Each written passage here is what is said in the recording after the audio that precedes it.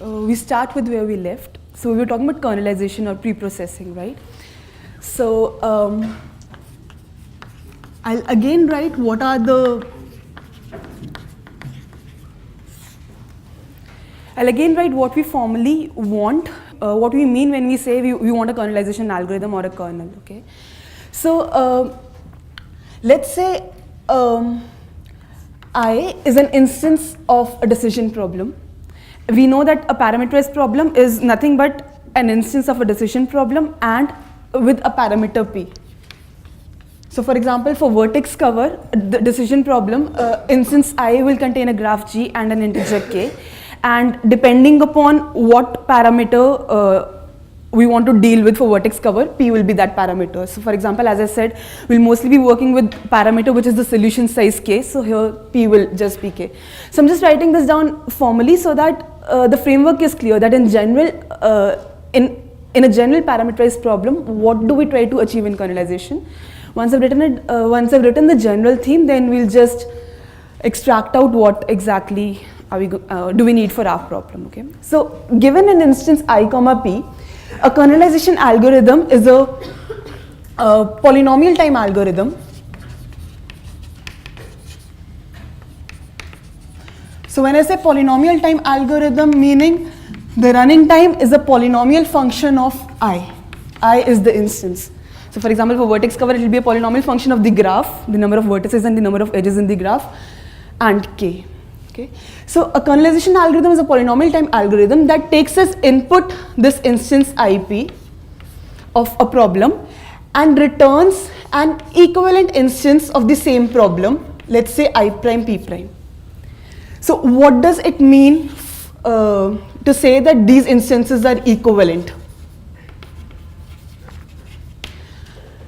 So first of all, when I say these instances are equivalent, these should be instances of the same problem. By which I mean, if you are trying to solve vertex cover on instance I, you are here also you're trying to solve vertex cover on instance I prime. Okay.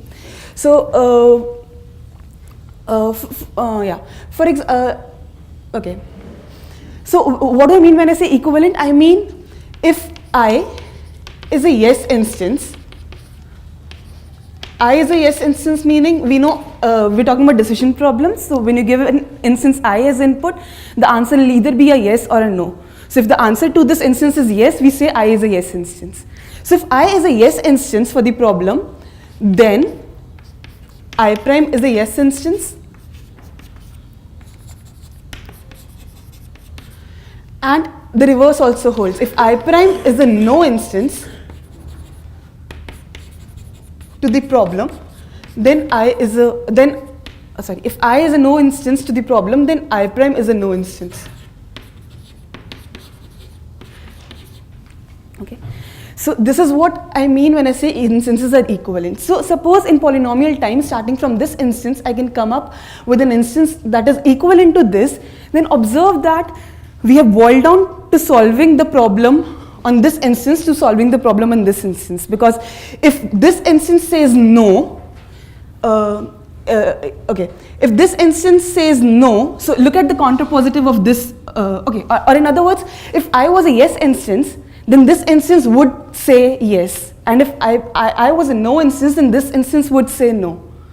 Or in other words, if at all this instance says yes, okay, look at the contrapositive of this statement then. The contrapositive of this is if I prime is a yes, then I is a yes. So if it indeed says yes, this is a yes, and similarly if this says no, it's a no, right? So we can forget about this instance now and talk about this instance. So in kernelization, we want, starting from this instance, we want to get to an equivalent instance there with an additional property that the size of I prime is some function of p. So this is some function of p. It could be 2 power p, p square, any polynomial or exponential, any. We don't care at least. So if we are able to get to an instance I prime where f of p is a polynomial function, we say we have a polynomial kernel for this problem. And if this function is an exponential function, we say we have an exponential kernel for this problem. Okay.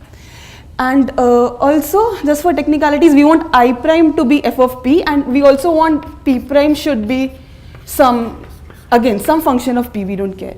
Like this is just so that we don't do any stupid things and create an instance where the parameter is insanely large, which most of the, like in most natural problems you won't do it, but just so that the definition is robust, we just write it down for formality. Okay.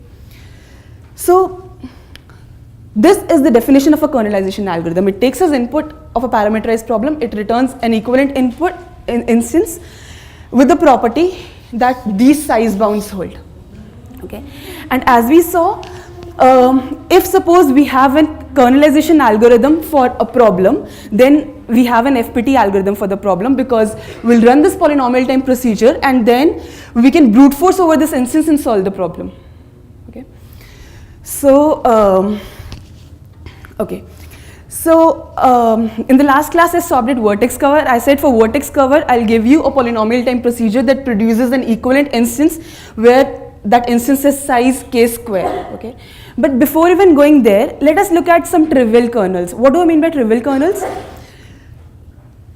See here, basically ideally, for example, I was talking about pre-processing in the morning. Like you have a huge instance and you want to identify some irrelevant parts and throw them out. So that requires some work, right? Looking at what part really is irrelevant or not. But you can actually, but for some problems, you can actually achieve this thing, an equivalent instance which has small size, by in some sense doing nothing algorithmically, by just observing certain things. And I'll just talk about that first and then we'll go to vertex cover, because for vertex cover we actually have to make some effort to identify which parts of the graphs are irrelevant, and such that if I throw them, the instance remains equivalent and the size bound holds. So that requires a little bit of work, so we'll come to it. But before that, let us talk about some problems where, believe me, algorithmically we don't really have to do anything to get to such instances. Okay.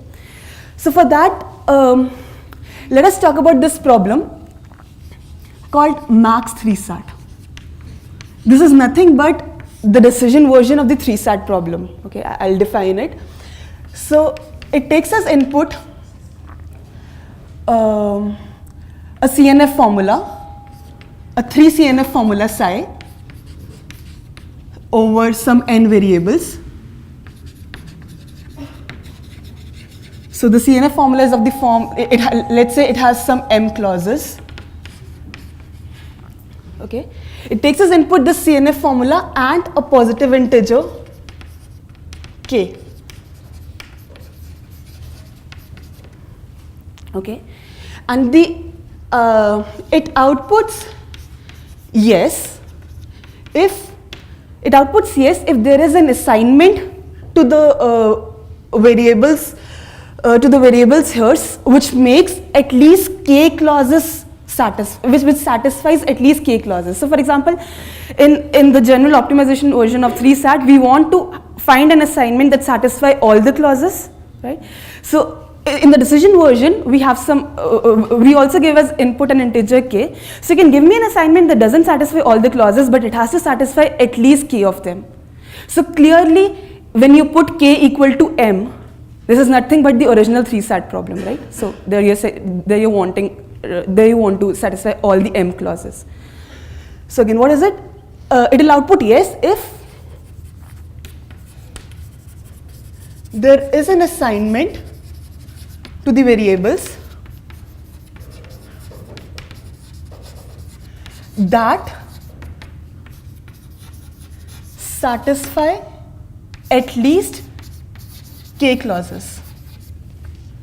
Okay. And it outputs no otherwise. So it outputs no when there is no assignment that satisfies at least k clauses, or in other words, every assignment satisfies at most strictly less than k clauses. Okay. So this is the problem. And my claim is it in some sense has a very trivial kernel, and I'll tell you why I'm saying it has a trivial kernel. Okay. For that, let us observe one thing, and this observation will directly lead us to a kernel for this problem. So the observation is the following, and let's see if one of you can come up with the proof, because it's very easy to prove it. I'm claiming that no matter what Cnf formula you give me, okay, you can always find an assignment that satisfies at least half the clauses. I'll write it down and you can just think about it. So I'm saying let psi be a 3 Cnf formula. Then let this be any 3 Cnf formula, right? I'm not restricting it to be anything. Then there always exists an assignment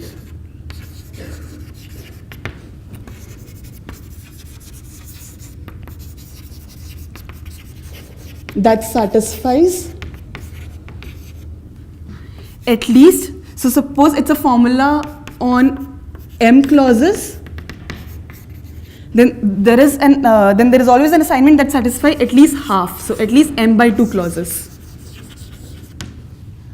Any ideas on how you would go about doing it?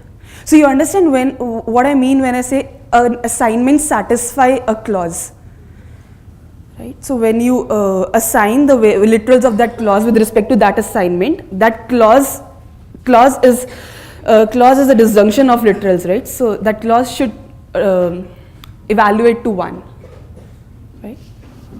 So can someone tell me an assignment that will always satisfy m by 2 clauses? Okay, I'll give you a starting hint. So start with any assignment that you like, any assignment, any arbitrary assignment to the clauses, okay? If it satisfies at least half the clauses, then you're happy. Any arbitrary assignment. If it doesn't, then what does it mean? You look at an assignment. So what is an assignment? So suppose the variables are x1, x2 to xn. So an assignment will be, it might assign this 0, this 1, 1, 1, 0, something like that, right?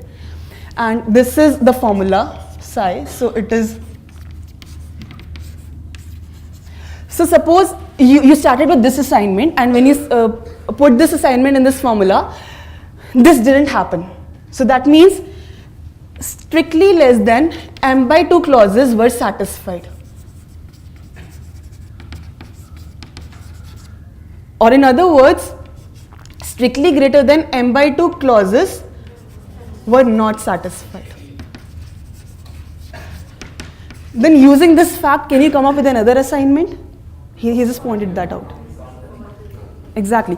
So if we just complement this assignment, if it was assigning x1 0, put it 1, and so on. Look at the clauses which this assignment was not satisfying. So that means, suppose this was a clause, some CI clause, and suppose it had, let's say it had these literals. If this was not satisfying this, that means it was making this 0, this 0, like this literal 0, this literal 0, this literal 0. Now if I take an assignment which is the complement of this will in fact make all these things 1. So whatever clauses were not satisfied by phi will be satisfied by the complement of phi, right? So just start with an arbitrary assignment, check how many clauses it satisfies. If it satisfies this, happy. Otherwise, just take the complement. It will definitely satisfy at least half the clauses. We have just made this observation. We have not done anything to the graph. So suppose you have this. Okay, so let me say, suppose you have this observation. Now suppose in the input instance, k was some number less than m by 2. Then what can you say? So if k was at most n by 2, then basically what is the question asking? It is asking, is there an assignment that makes at least k clauses true? So is there an assignment? No matter what instance it is, right? So note that I don't even have to look at the instance. I'll just look at the k value, see if it is at most m by 2. If it is, I know it's a yes instance. So if suppose I was just giving an algorithm, in that case I'll just output yes. I would have outputted in polynomial time, but there is, yeah, I'll come to it later. So in this case, we know the input graph is a yes instance, or not the graph. The input instance is a yes instance. Otherwise, what do we have?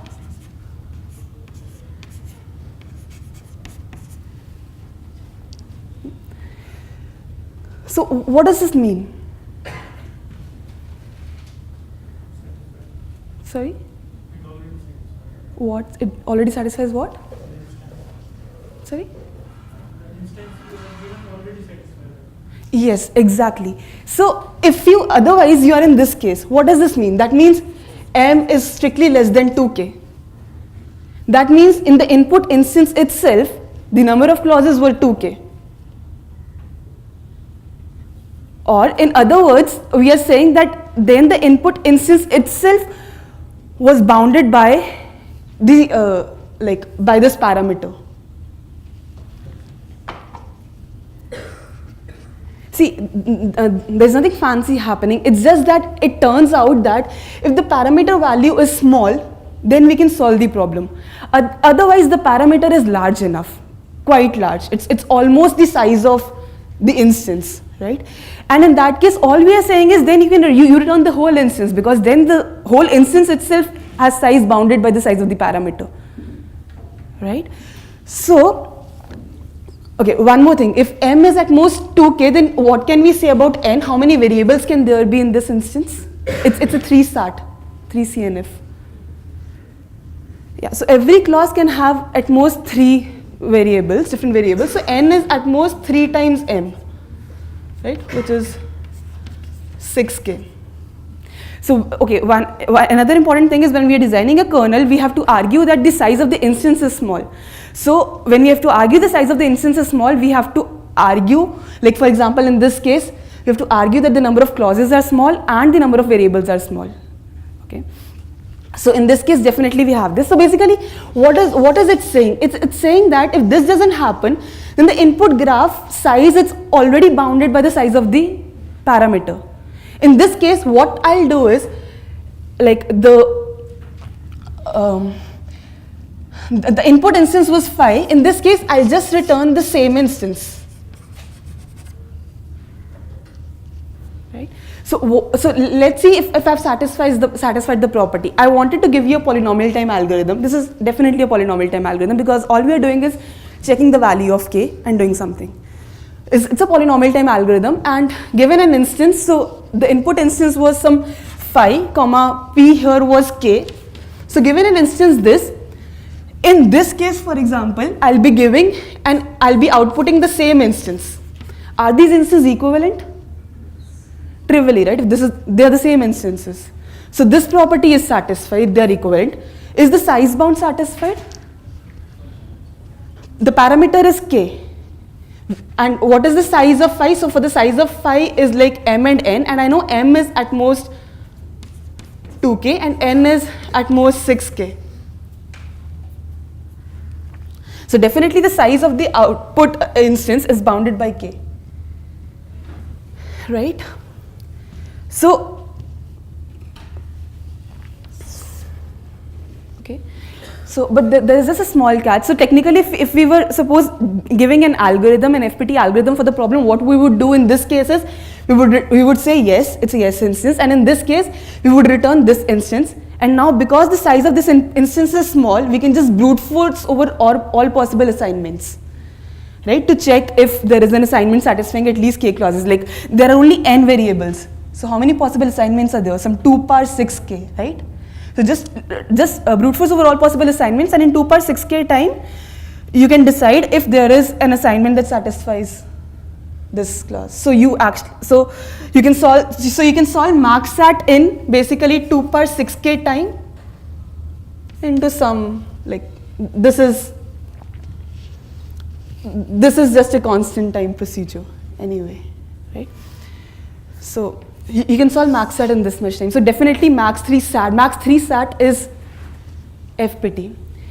But for technical reasons, suppose I asked you to give me a kernel. I'm not interested in an FPT algorithm. So for technical reasons, I told you, okay, I have given you an instance. You have to output me an instance. Okay. So for this case, for example, if you check k is strictly greater than 2, you are outputting me an instance of the problem, right? So for example, by the definition of a kernelization algorithm, I give you an instance, you output me another instance with this property. Okay. But in this case, you're not outputting me an instance. You're just outputting me yes or no, right? But suppose if I was very strict and I said, okay, I've asked you for a kernelization algorithm and it asks you to output me an instance, so you have to output me some instance in this case, what could you do? But the instance should have size this, right? Its size should be bounded by the parameter. In this case, it's not guaranteed whether the size will be bounded by the parameter, right? But what I know here is that the instance, the input instance itself is a yes instance. So basically, so what is the property that I want? I want to output an equivalent instance of small size, right? Like, just think about it. Like, it's like how we cheat.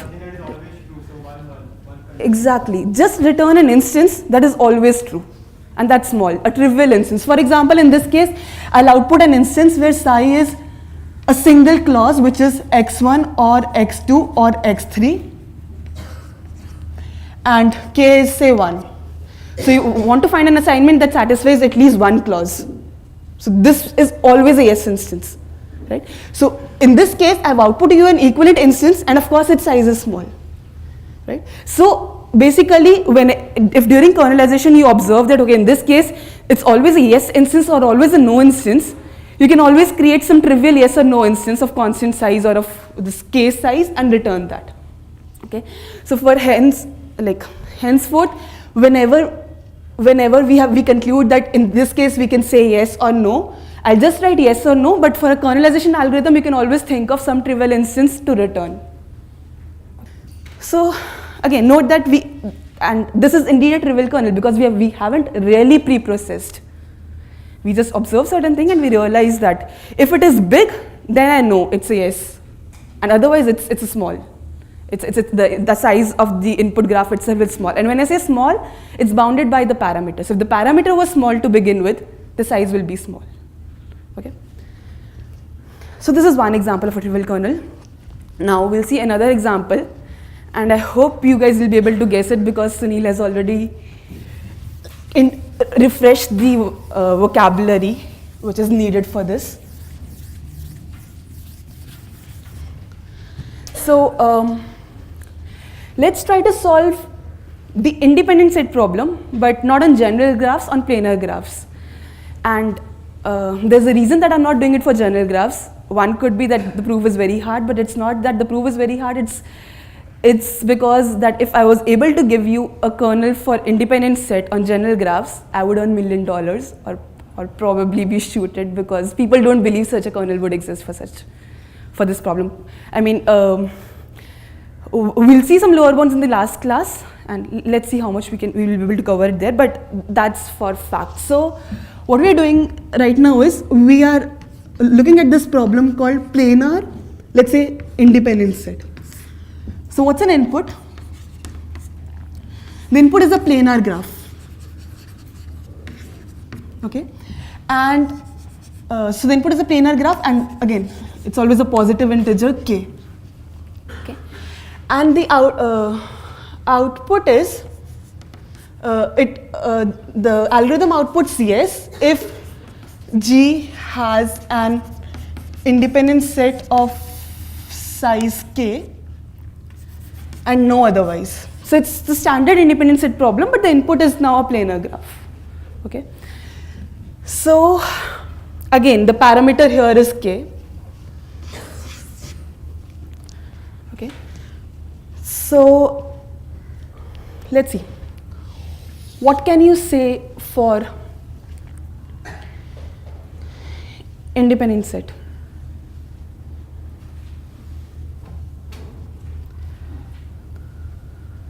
See, again, the kind of ideas that you want to come up with is, okay, if suppose we can say that, okay, a planar graph always has this, at least this much independent set, then we can always return yes, and otherwise something of this sort. Okay, do we have some lower bound on the size of an independent set in a planar graph? Like here we had a lower bound that any assignment will satisfy at least m/2 clauses, right? So if you say that, okay, any independent set in planar graphs will have size at least something, then probably we can try to use that fact. Sorry? You've learned maximum chromatin number in planar is what?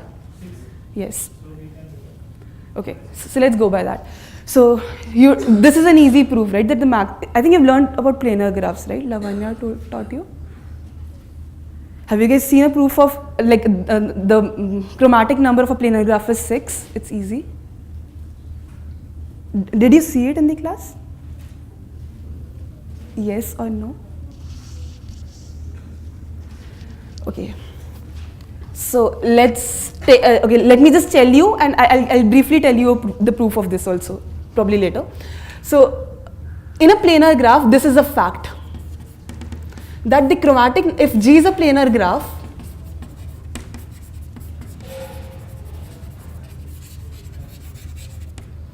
then the chromatic number of G is at most 6.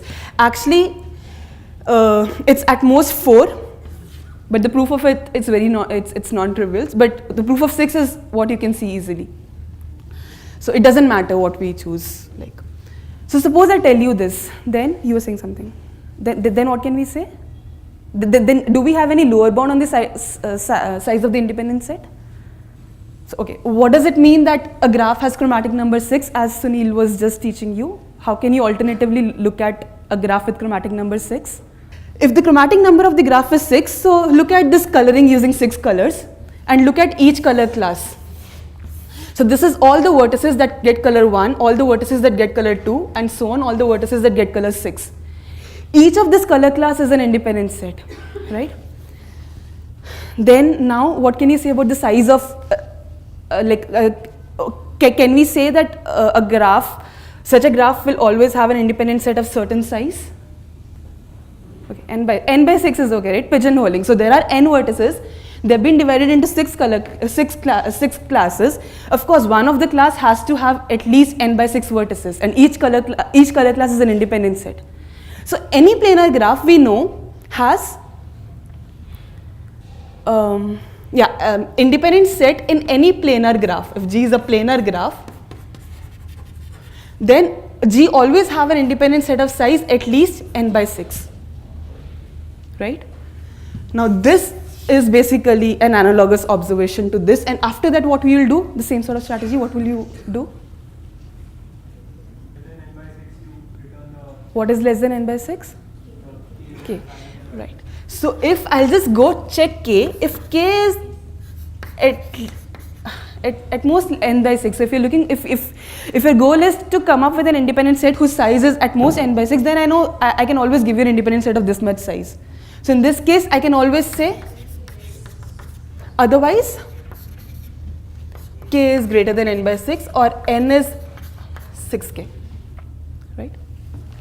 And this is of course a kernel, but this only bounds the number of vertices. Can you bound the number of edges?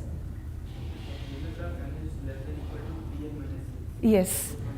So if in a planar graph, you always have this bound that m is at most 3n minus 6. So if n, can you see this? No.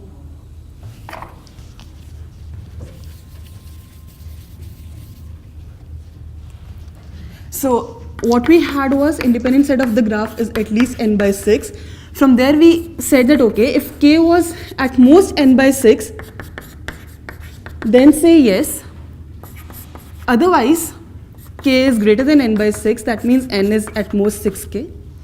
And in planar graphs, basically you have this bound that m, the number of edges in a planar graph, is always at most 3n by 6. So this gives us a bound on the number of edges also. So again, this is a trivial kernel. We don't really have to do anything. So while we are here, I would want to ask you a question. So how did we come up with this independent set? We said, okay, look at the 6 coloring of the graph, and look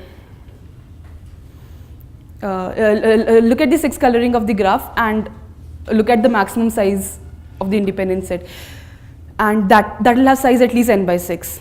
Okay, but when I'm designing a kernel, do I really have to go look at the coloring of the graph? Like, okay, or in other words, what is this polynomial time algorithm doing? What will this polynomial time algorithm do? Will it go first compute the coloring of the graph and then do something, or can it avoid computing the coloring of the graph and just conclude something? Exactly the point. So see, we looked at the coloring for our to observe that this is always the case, right? No matter what planar graph you give me, this is always the case. That's all we use the coloring for.